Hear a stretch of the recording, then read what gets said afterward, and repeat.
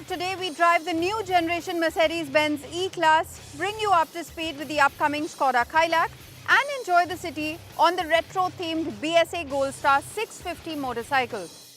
Hello and welcome to Overdrive. I am Soini Dutt. The 2025 Mercedes-Benz E-Class Long Wheelbase quite literally takes the iconic E-Class to new heights and also stretches the benchmark for executive sedans. Rohit Paradkar will tell you all about it. We are in that era of the Indian luxury car market where long wheelbase cars could become as common as smartphones. And here is Mercedes-Benz flexing its Germanic muscles with the new E-Class. Like the outgoing W213, the new W214 long wheelbase is again exclusive to India in its right-hand drive avatar. It's here to remind you of two things. One, it kick-started the long wheelbase trend. And two, in this space, size does matter, especially when you're going to be chauffeured around.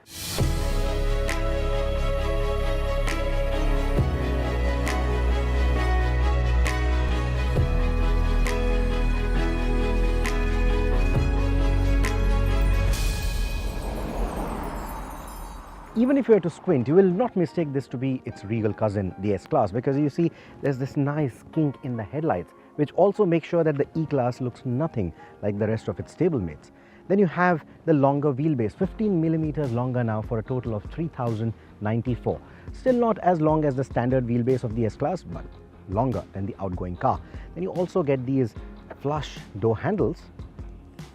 These, along with this quarter glass, which unlike the global E-Class where it sits on the door, here it sits on the bodywork. So all of this comes together to make the new E-Class feel like a younger S-Class than a grown-up C.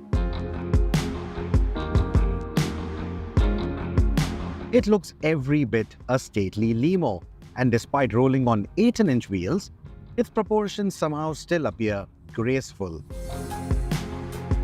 You also get the three-pointed stars in the grille, which is okay, but I think they've gotten a bit too carried away with it. Those stars have even popped up in the tail lights. I mean, what's the need for that?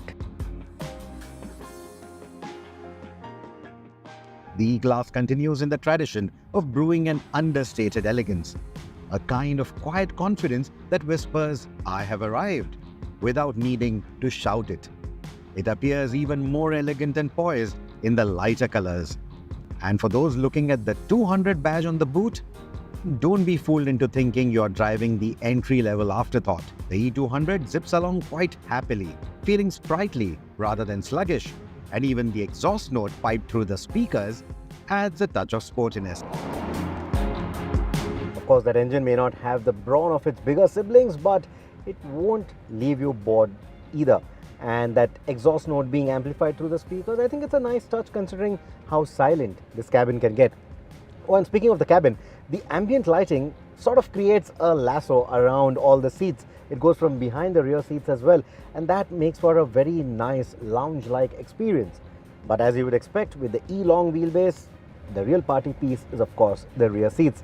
So you can also extend the under-thigh support by about 40 millimeters, which is a good touch. You can also recline the seats.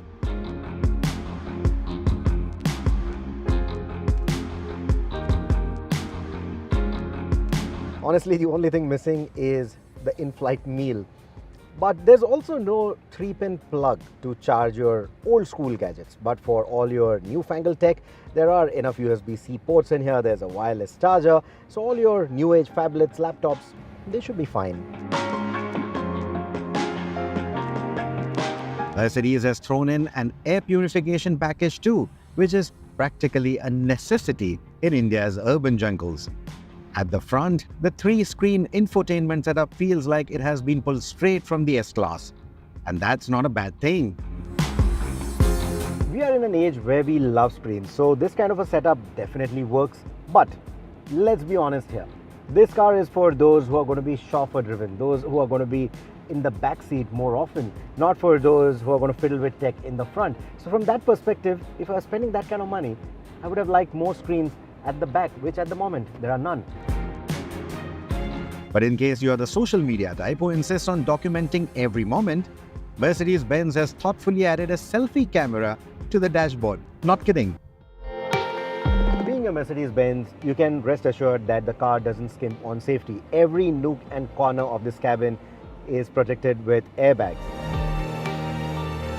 The ride quality is quintessential E-Class, silky smooth and utterly serene. The high-profile tires help too, softening out the bumps and the potholes with aplomb.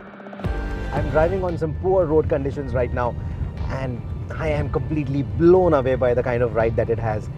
Why am I so excited? It's a Mercedes-Benz, right? It's supposed to feel cushy, but this is the E200, so no adaptive dampers or any that kind of trickery in here. But that setup is so well engineered, especially for our road conditions. It's just perfect. I simply love it. What does leave me a bit wanting are the brakes. I think that should have been fixed, especially in the sport mode. It could have been a little bit more bitey. That's the only grudge I have from them. Otherwise, they're pretty confidence-inspiring. What is a big revelation is the steering. If I were to blindfold you, or if I were to just hide the logo on the steering, you will not believe it's a Mercedes-Benz. And I say it in a good way, because we've experienced this in the past where some of the older steering systems from Mercedes-Benz, they felt a bit too artificial, a bit too laid back, a little lazy. This one just feels on point. I know it's a business sedan and not a sports sedan, but I just love the steering as well.